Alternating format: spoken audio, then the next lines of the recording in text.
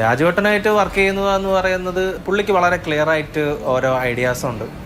അദ്ദേഹം പറയും എനിക്ക് ഇന്ന ഫ്രെയിമിലാണ് വേണ്ടത്, ഇന്ന കളർ ടോണാണ് വേണ്ടത്, ഇന്ന സാധനങ്ങൾ വന്നാൽ കൊള്ളാമെന്ന് ഓൾറെഡി നമ്മുടെ കാര്യങ്ങൾ പറഞ്ഞു തരുന്നുണ്ട്. നമ്മളത് പുൾ ഓഫ് ചെയ്ത് കൊടുത്താൽ മാത്രം മതി. അപ്പോൾ ബാക്കി ഈസിയാണ്. എമ്പുരാനെ ഇതേ ഓരോ ദിവസവും നമ്മൾ കണ്ടുകൊണ്ടിരിക്കുകയാണ്. പോസ്റ്ററുകൾക്ക് പിന്നിൽ ആര് എന്നാണ് നമ്മൾ അന്വേഷിക്കുന്നത്.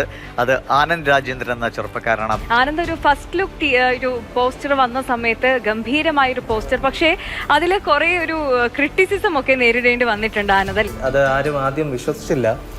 അത് ഒരു മാനിപ്പുലേറ്റഡ് ഇമേജ് ആണെന്നാണ് എല്ലാവരും കരുതിയത്. അപ്പോൾ അത് എനിക്കറിയാവുന്ന ഒറിജിനലായിരുന്നു. ഒബ്വിയസ്ലി സംവിധായകനെ അറിയാവുന്നത് ഒറിജിനലാണെന്നുള്ളത്. ട്രെയിലർ വന്നപ്പോഴാണ് അതെല്ലാവർക്കും മനസ്സിലായത്. നമ്മൾ ആദ്യം വിട്ട ആ പോസ്റ്റർ എന്ന് പറയുന്നത് ഈ സിനിമയുടെ എക്സാക്റ്റ് ഒരു ഷോട്ടാണെന്നുള്ളത്. രാജുവേട്ടനായിട്ട് വർക്ക് ചെയ്യുന്നത് എന്ന് പറയുന്നത് എസ്റോട്ടാണ് വർക്ക് ചെയ്ത് തുടങ്ങിയത്.